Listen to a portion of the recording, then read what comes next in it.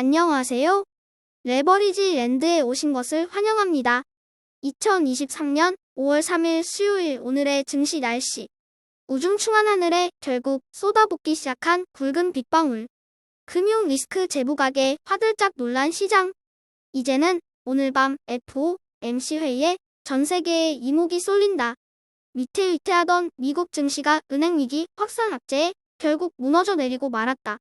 FOMC 회의를 하루 앞둔 가운데 진정되는가 싶던 지역은행들의 금융위기 리스크가 재확산됨에 따라 증시가 더 이상 버티지 못하고 일제히 큰 폭으로 하락하고 만 것이다. 엎친 데 덮친 격으로 3월의 채용 공고마저 또다시 감소하며 경기 둔화 전망이 거세지며 경기 침체 우려마저 커짐에 따라 투자자들의 불안 심리가 극에 달하고 있는 분위기다. 오늘은 특히 중소형 기업들의 하락세가 두드려졌는데 그로 인해 러셀 2000 지수는 무려 2.0% 하락하며 고점 대비 하락률 마이너스 30% 밑으로 추락하기 일보 직전이다.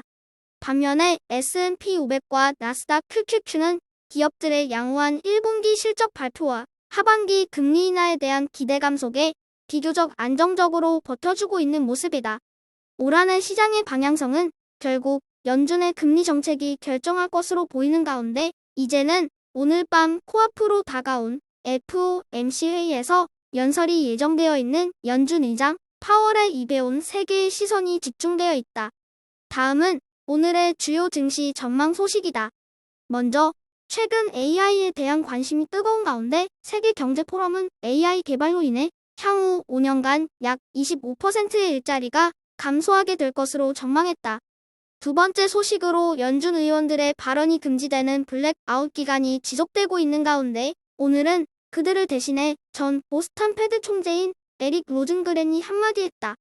로즈그렌은 언론과의 인터뷰에서 패드가 만약 오늘 밤에 금리를 추가로 올린다면 큰 실수를 하는 것이라며 은행 위기와 경기 둔화를 보면 이제는 금리 인상을 끝내야 한다고 강조했다. 이와 더불어 하반기 경제는 상당히 둔화될 가능성이 클 것이라고 예측하며 하반기 전망이 개선될 때까지 추가 긴축을 해서는 안 된다고 재차 강조했다. 정리하자면 경기가 망가지게 그냥 놔둬서는 안 된다는 매우 비둘기적인 발언이다.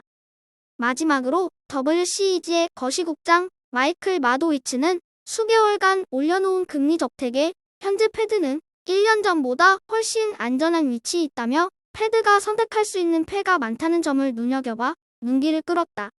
팬데믹 이후 지금과 같은 고물가 현상이 나온 건 패드가 금리 인상을 빨리 시작할 수 없었기 때문이라며 이제는 고금리 환경으로 인해 패드가 금리 인하라는 꽃놀이패를 갖게 되었음을 주목한 것이다.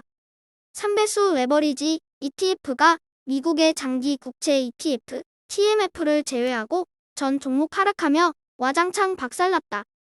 특히 어제 깜짝 반등했던 중소형 바이오 테크라보가 오늘은 8% 넘게 하락하며 어제의 상승분을 고스란히 토해내고 말았다.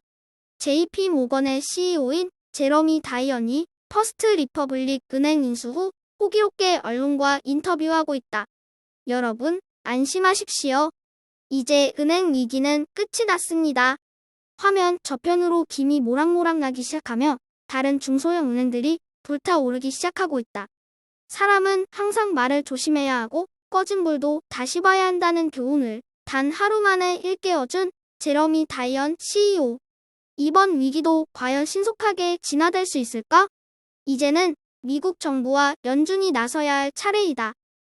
2배수 레버리지 ETF 역시 오늘은 전멸이다. 중국 테크 주시 웹이 7.05% 하락하며 가장 많이 빠졌고 클린에너지 ETF KLNE 역시 3.92% 하락하며 고전을 면치 못하고 있는 모습이다. 그 밖에 대부분의 ETF들이 2% 전후로 하락 마감하며 대세 하락 분위기 속에 처참히 무너져 내린 하루이다.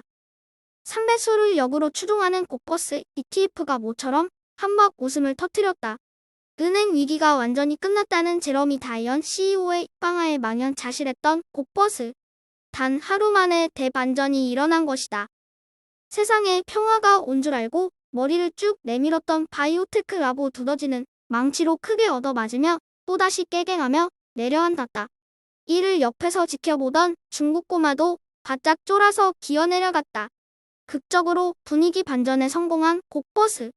오늘 밤 파월의 발언이 예정돼 있는 가운데 kok버스는 과연 오늘의 분위기를 이어갈 수 있을까?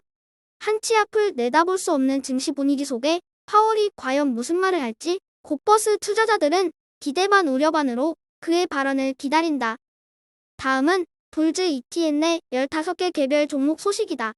오늘은 아마존, 그리고 이번 주 나란히 실적이 발표되는 반도체 기업 AMD와 퀄컴만이 소폭 상승한 반면 대세 하락장 분위기 속의 나머지 12개 종목들은 일제히 하락 마감하였다.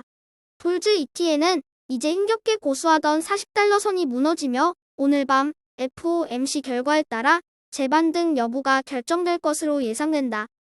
다음은 오늘의 주요 기술주 개별 종목 소식이다. AMD가 시장 예상치를 뛰어넘는 실적을 발표했으나 2분기 가이던스는 시장을 실망시키며 시간을 거래해서 주가가 소폭 하락 중이다. 하지만 리사수 CEO는 PC와 서버의 호조로 하반기 매출 증대를 기대한다며 장밋빛 하반기 전망을 예고해 기대를 모았다.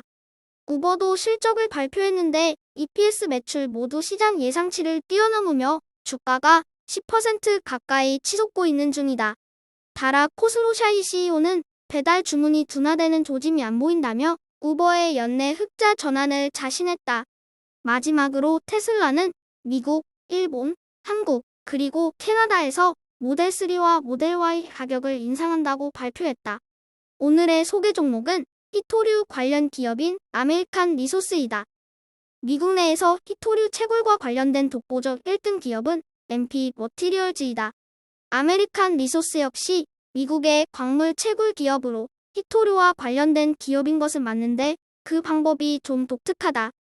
이 회사가 주목받고 있는 이유는 요즘 테마인 친환경과 맞물려 친환경적으로 히토류를 정제할 수 있는 기술을 특허받아 공장을 건설해 자체 생산을 준비 중이라는 점이다.